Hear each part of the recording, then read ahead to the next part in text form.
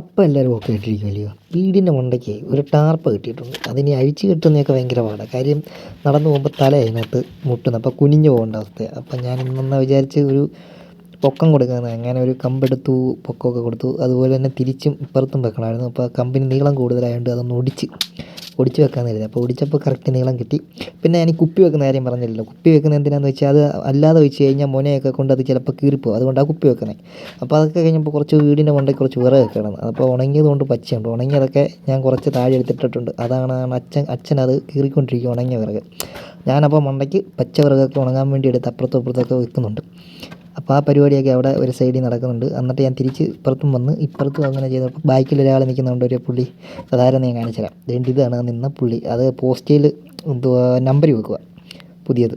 അപ്പം പരിപാടിയൊക്കെ കഴിഞ്ഞു. ഇപ്പോൾ താഴത്തെ ബാക്കിയുള്ളത് അച്ഛൻ്റെ പരിപാടി അവിടെ നിൽക്കുന്നു. പിന്നെ നമ്മുടെ മീനെ കാണിച്ചിട്ട് കുറേ ദിവസമായി. വെള്ളമൊന്നും മാറ്റിയില്ലെങ്കിൽ മാറ്റാൻ സമയമൊക്കെ ആയി. മീനൊരു കുഴപ്പമില്ല. അപ്പോൾ എന്തായാലും നമുക്ക് അടുത്ത വീഡിയോ കാണാം. ടാറ്റാ.